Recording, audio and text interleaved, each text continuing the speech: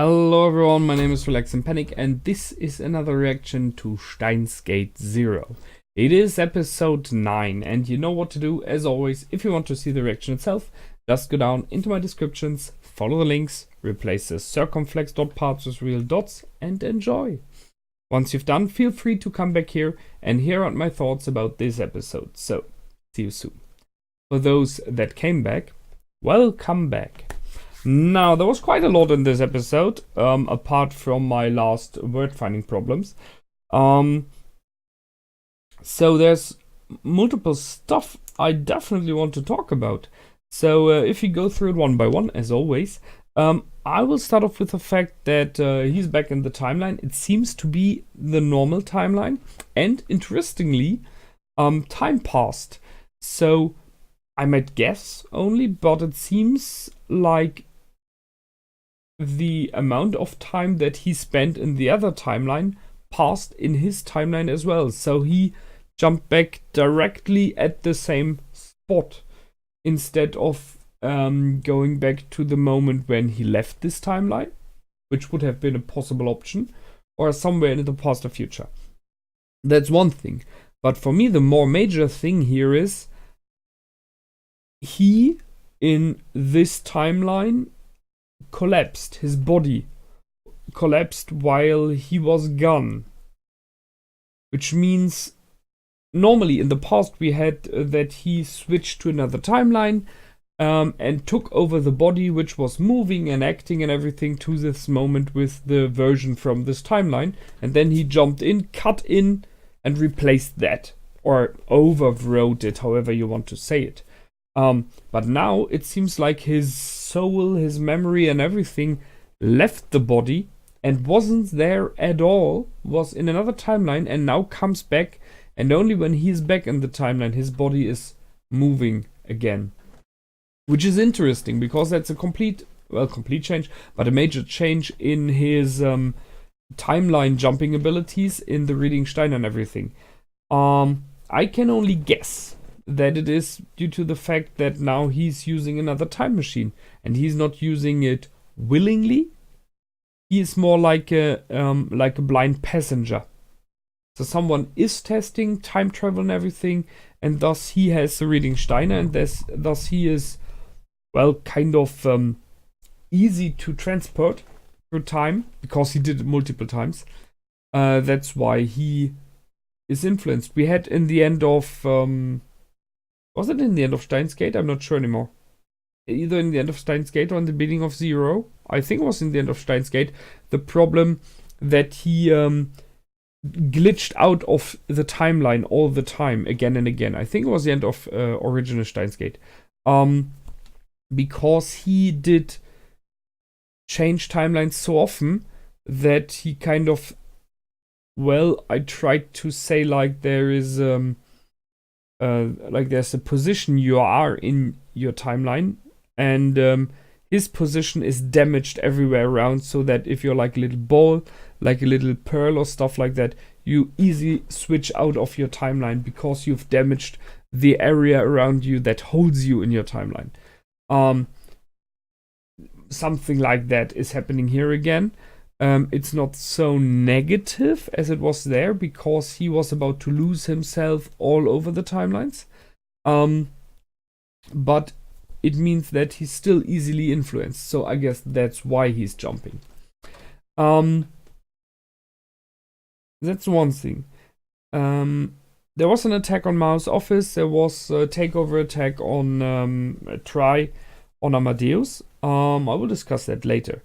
But there is someone, one of the girls, of the friends of Mayuri, did fall unconscious as well, and as it seems had some kind of Reading Steiner, which means she did see what happened with him.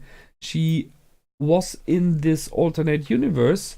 For her, it was more like a dream, which is interesting. Because the question here is, was she able to modify what she does there, or was she just like a passenger watching? It wasn't discussed, so maybe we'll learn about that later. if she would have been able to act on her own, to act like she wants, in the end she would be exactly the same like Okarin is. I somehow doubt that. It sounded to me more like she was watching it. So as we had with other characters in the past who remembered parts of the other timelines, especially emotional scenes they remembered. So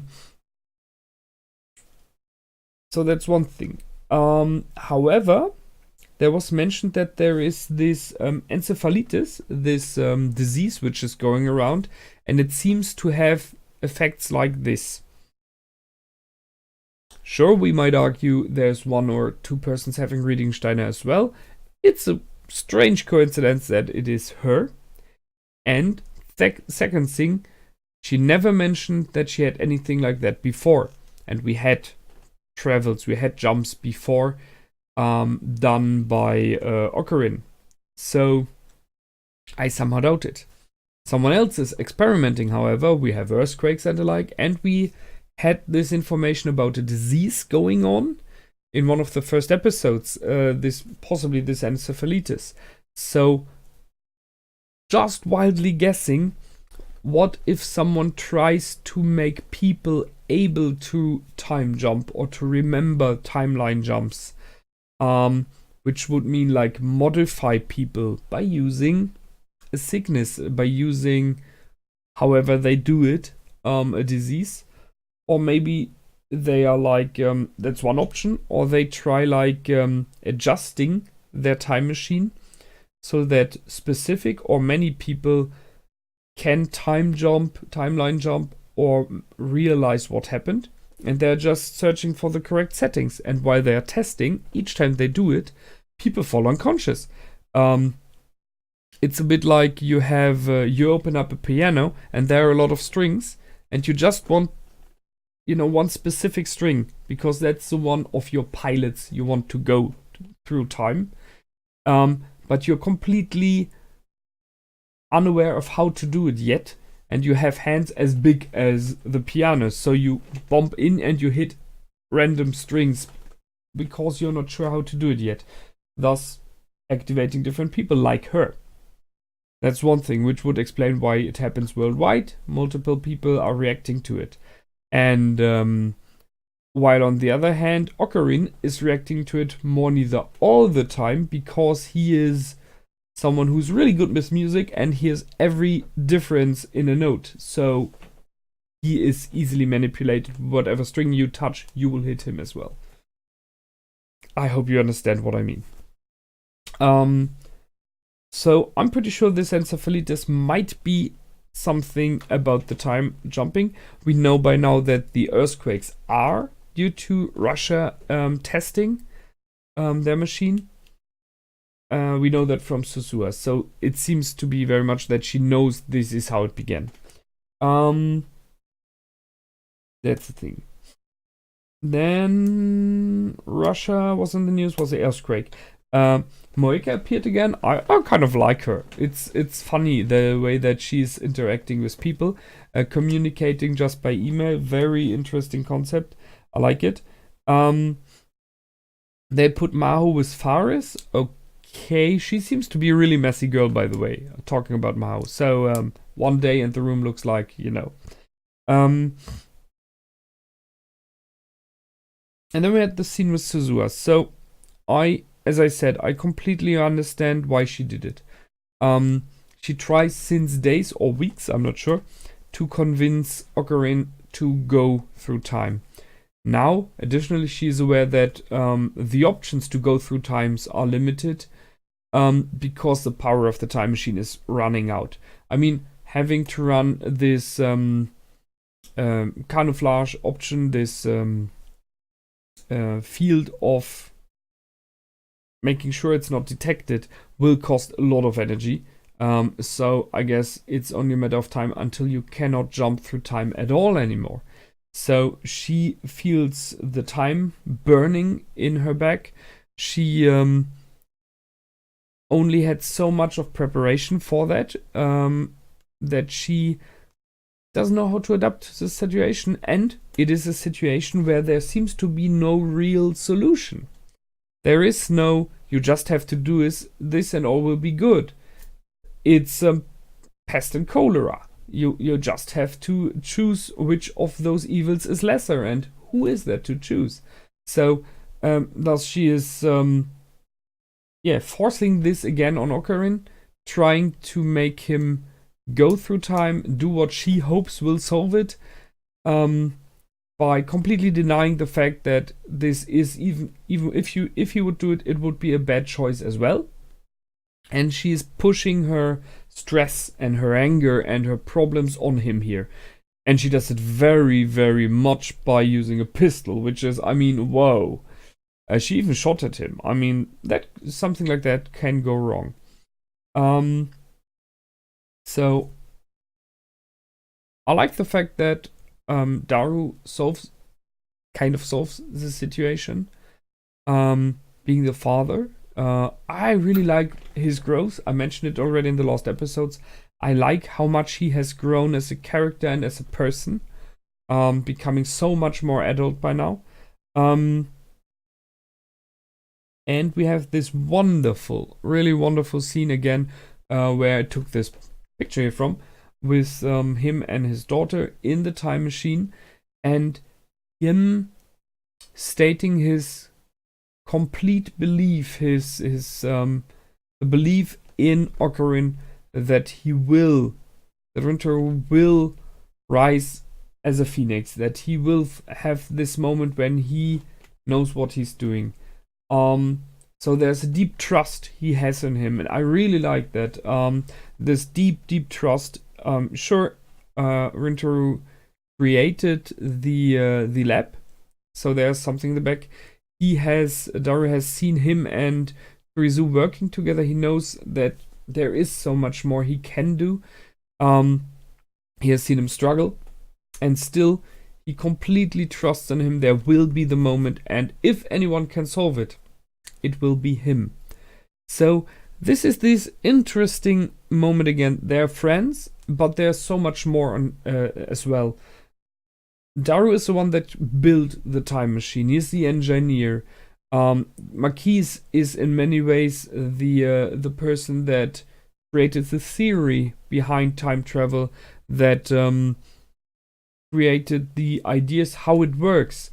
And Rintaro is the one that he is involved as Kurizu is, but he is like the glue that holds everything together, and he is in the end the one that has to decide. So he is the leader of them, but he's the one who has to make decisions. He's the one who has to live with them, and he's the one that all of them, especially Daru here, trusts with making the right decision for them.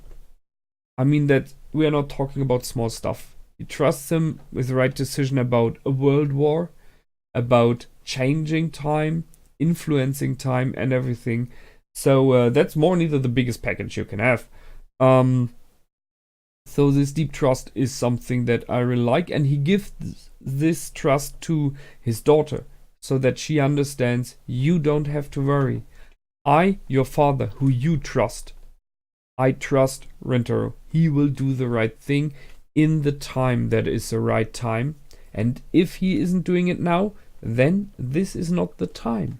Just wait. So, kind of, we are trusting the same, because at least I really hope he will find the right time. Because if not, then the series is over and we have a world war. It's kind of strange, you know? So where are we heading here? There's a good sentence that was in this discussion on the rooftop. We research to know what to do. Because she is so down about the fact that she doesn't know what to do. And there, in this moment, Daru, although being more the engineer, states the researcher part, the scientist part. That's why we do research. That's why we do tests. That's why we do it again and again and again, so that we understand. And once we understand how it works, then we will go. In the end, that's it. Everything else is risky. No question there. Rintaro gathers information about who might be behind the attack. So thus the Russians have the data about the time machine. As we know, it has to be some Western party, possibly the US, as a big power trying to build the time machine itself. Possibly having heard from the Russians by spies and the like that they are really working on a time machine. So you need to step up your game. And there are not so many options where to get it from. Sure, we know the people around Rintaro, but that's something that more neither no one else knows that they know it. Then we have Marquise Kurizu and everyone that is around. So a professor, the people that studied with her might be in danger. And then there's this mysterious girl, Sheena, who seems to jump through time and appeared somewhere. So maybe that's why they're after her. However, which brings us to the end of this episode. So, after talking to Mr. Brown, which by the way got the question to me, will he or will he not involve CERN? Which we know is another dystopia problem. I guess not. After doing that, he confronted Maho, he talked to Maho, and he informed her about that Marquise Kurizu was working on theories about time travel. So, in asking, is there anything written, stored in the computers somewhere, like, because there has to be reason why they attacked here in Japan and not in the US. And she says no. And I kind of believe it, you know. I kind of believe that she really hasn't. By doing so, however, he opens up her mind, in my opinion, for future episodes to finally get all dots connected and understanding what Marquise Kurizu and Rintaro did in the past.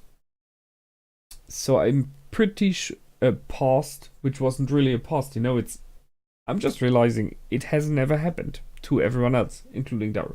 However, she will realize it sooner or later what's going on. And then it will get interesting, in my opinion. However, after he left, she turns to the computer, which is locked. So I guess possibly there's something in there. And she said Amadeus. So, what does that mean? Sure, Amadeus has the memories, the ideas of Marquise in it. So that might be a reason why they attack Amadeus, to get this information.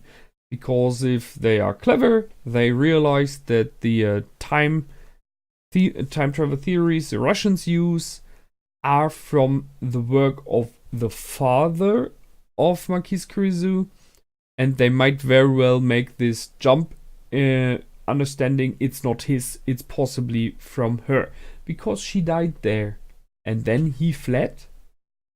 And surprise has this work. So they might get this. It's in the end her work. One thing. That's why they will attack Amadeus. The other thing, however, and I think I mentioned it in the past already in discussions, I see the option that the number 2 enemy, the Western world, is not DERPA or any other organization, but in the end is Amadeus. Amadeus has this knowledge. Amadeus is still a machine trying to understand itself, trying to understand its options, and having the option to influence time. I mean, what bigger power, you know? So, and it is an AI, so an AI is always a risk, as we discussed in the past. So it might as well be that her turning to the computer and saying Amadeus means that she realizes it might be Amadeus who is behind the attack, as example. And I think that's it for this time. We will see in the next episodes where we are heading. I hope you did like that. As always, feel free to comment, like, and subscribe. And until the next time, my name is Relax and Panic. Goodbye and out.